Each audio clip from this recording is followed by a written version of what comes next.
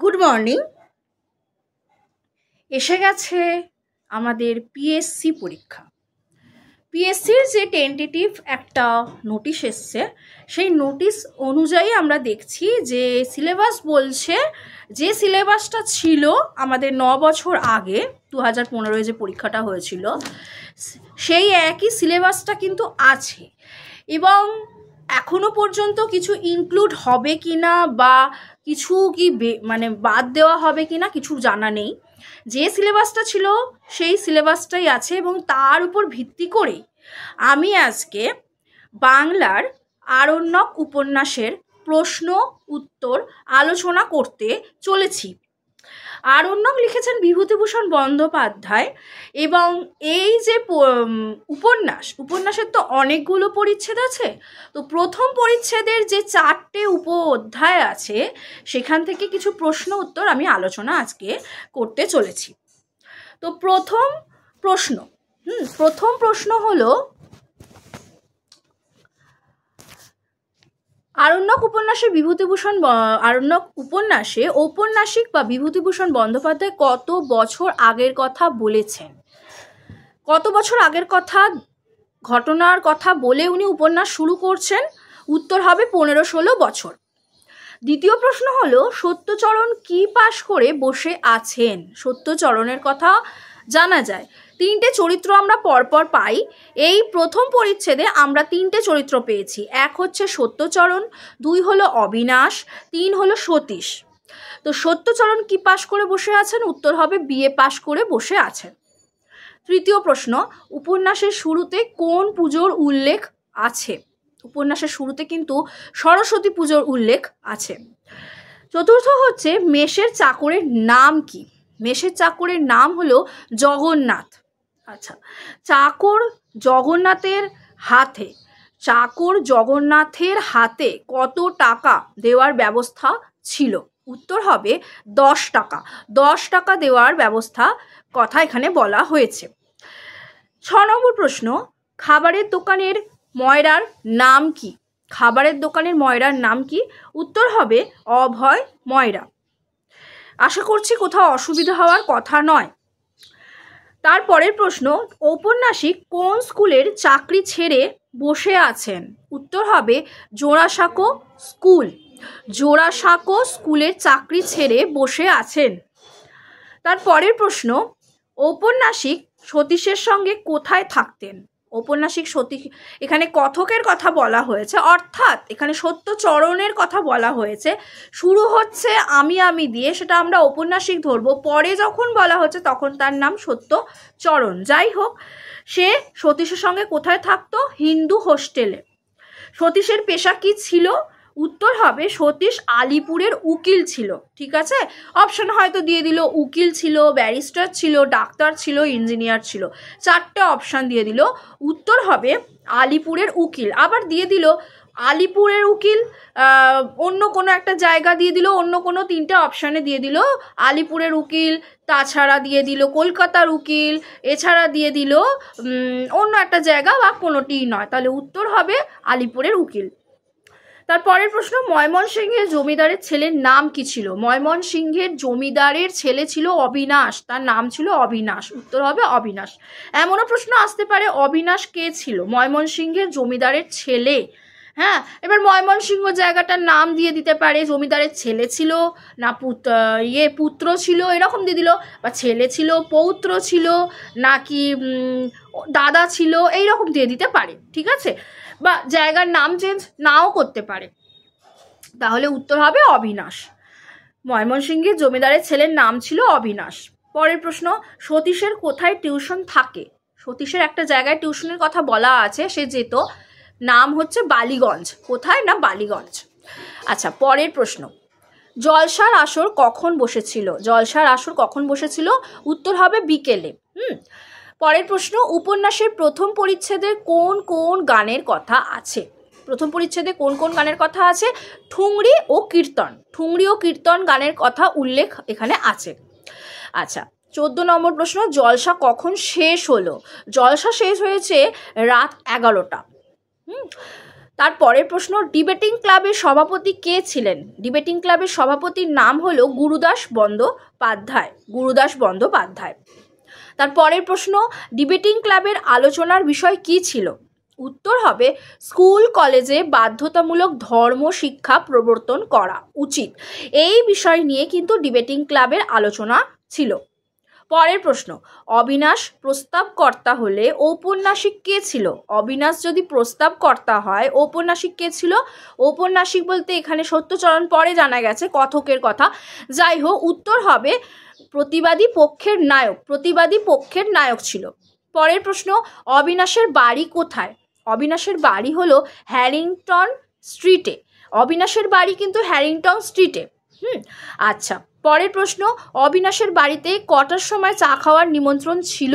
অবিনাশের বাড়িতে কটার সময় চা খাওয়ার নিমন্ত্রণের কথা বলা হয়েছে? উত্তর হবে বিকেল 4টে। পরের প্রশ্ন, হ্যারিংটন স্ট্রিটে বাড়ির ঠিকানা কি ছিল? হ্যারিংটন স্ট্রিটে বাড়ির ঠিকানা কি ছিল? উত্তর হবে 33/2। এখানে দিয়ে দিতে পারে অপশানে 33/1, 33/1, 33/2, 33/3, 33/4। উত্তর হবে 33/2। পরের প্রশ্ন, অবিনাশ তার বাড়ির ঠিকানাটা কথককে কোথায় লিখে রাখার কথা বলেছিল? অবিনাশ কোথায় লিখে রাখতে বলেছিল? উত্তর হবে নোট বইয়ে। নোট বইয়ে। এমন দিল নোট বইয়ে, একটি খাতায়, এছাড়া দিয়ে দিল একটা খাতা, একটি খাতা, আবার দিল খাতা, আবার দিল কোনোটিই নয়। উত্তর হবে নোট বইয়ে। ঠিক আছে। আচ্ছা, এবার দিল 22-এর প্রশ্ন হচ্ছে, অবিনাশের বাড়ির গেটের দারোয়ান কে ছিল? যাতে সে কিন্তু ছিল নেপালি একজন দারোয়ান। পরের প্রশ্ন, অবিনাশের বাড়িতে কোন কোন গাছ আছে? অবিনাশের বাড়িতে কি কি গাছ ছিল? মুচুকুন্দু গাছ আর একটা হচ্ছে আম গাছ হলো। পরের প্রশ্ন, অবিনাশের বাবা কোথাকার জমিদার? অবিনাশের বাবা কিন্তু ছিলেন ময়মনসিংহের জমিদার। সে কিন্তু ময়মনসিংহের জমিদারের ছেলে ছিল। পরের প্রশ্ন, অবিনাশের বাবা কোন উপলক্ষে দেশে গিয়েছিলেন? অবিনাশের বাবা কেন দেশে গিয়েছিলেন? অবিনাশের এক ভগ্নীর বিবাহ উপলক্ষে গিয়েছিল। ভগ্নীর বিবাহ উপলক্ষে দেশে গিয়েছিলেন। আচ্ছা, পরের প্রশ্ন, কথকের প্রকৃত নাম কি? উত্তর হবে সত্যচরণ।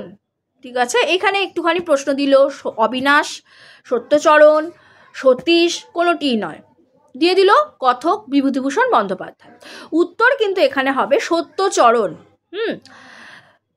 অবিনাশ বলি বলে শুরু হচ্ছে যেখান থেকে, সেখান থেকে আমরা কিন্তু জানতে পারি সত্যচরণকে।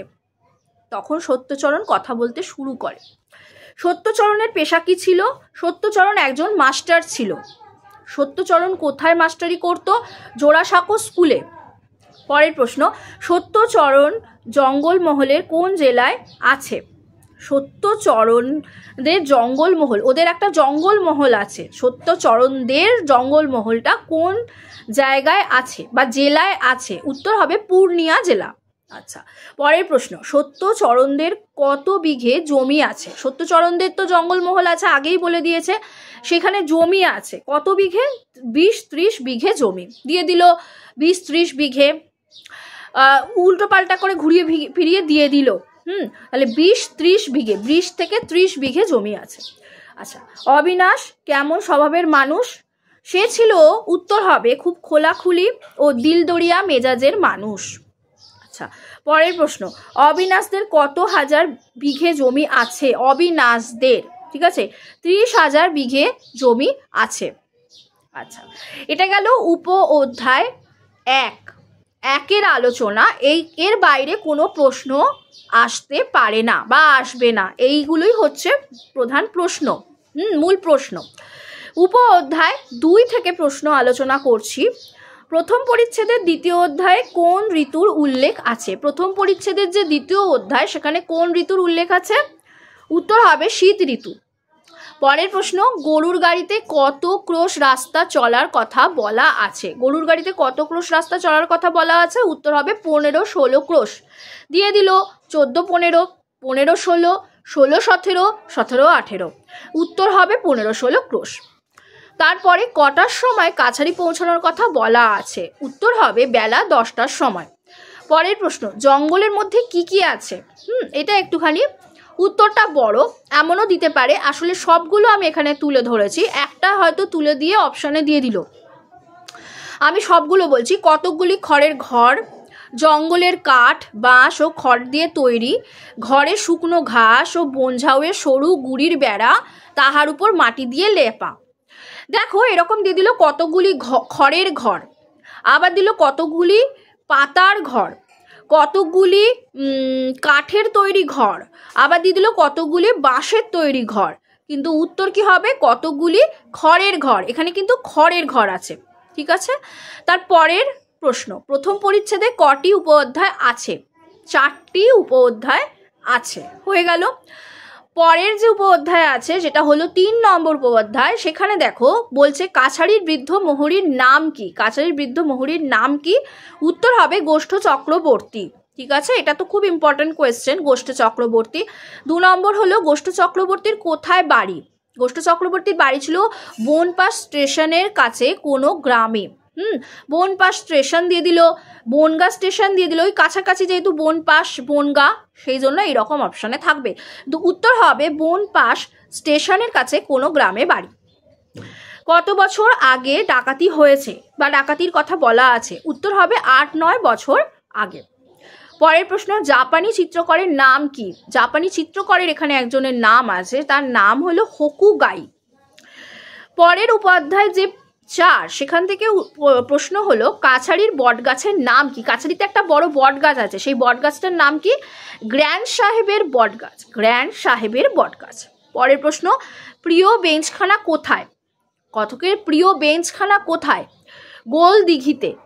গোল দিঘিতে। পরের প্রশ্ন, বৃদ্ধ মুসলমানটি কোথায় বই বিক্রি করে?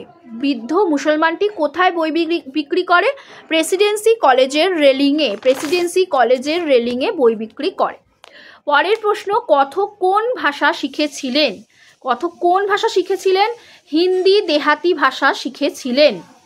পরের প্রশ্ন, মুনেশ্বর কি কেনার কথা বলেছিল? মুনেশ্বর কি কেনার কথা বলেছিল? খুব ইম্পর্টেন্ট, লোহার কড়া। পরের প্রশ্ন, মুনেশ্বর সিং কোথা থেকে কড়া কিনেছেন? মুনেশ্বর সিং কোথা থেকে কড়া কিনেছেন? নওগাছিয়ার বাজার থেকে, নওগাছিয়ার বাজার থেকে। পরের প্রশ্ন এবং শেষ প্রশ্ন, আজকের আলোচনার শেষ প্রশ্ন হলো লোহার কড়াটি কত নম্বরের ছিল? লোহার কড়াটি কত নম্বরের ছিল? 1 নম্বর। উত্তর হবে 5 নম্বরের লোহার কড়া ছিল। দিয়ে দিল অপশানে 5 নম্বরের, 6 নম্বরের, 7 নম্বরের, 8 নম্বরের। উত্তর হবে 5 নম্বরের লোহার কড়া ছিল। তো এই গেল আরণ্যক উপন্যাসের প্রথম পরিচ্ছেদে 4টি উপঅধ্যায় সম্পর্কে সম্পূর্ণ বিস্তারিত প্রশ্ন উত্তরের আলোচনা। আশা করছি ক্লাসটা প্রত্যেকের ভালো লাগবে, এবং ভালো লাগলে অবশ্যই চ্যানেল সাবস্ক্রাইব করে দেবে এবং বেল আইকনটা অবশ্যই দিয়ে রাখবে। সময় সময় ক্লাসগুলো করো এবং অল দ্য বেস্ট সকলের জন্য। তোমরা ভালো করে পরীক্ষা দাও আর প্রস্তুতি নাও ভালো করে, এবং লাইক করো, বন্ধুদের সাথে শেয়ার করে দাও ভিডিওটা, রেসপন্স করো আর কি ধরনের ক্লাস চাই তোমরা বলো, এবং ভিডিওগুলো পরপর আসতে থাকবে, দেখতে থাকো। Thank you so much.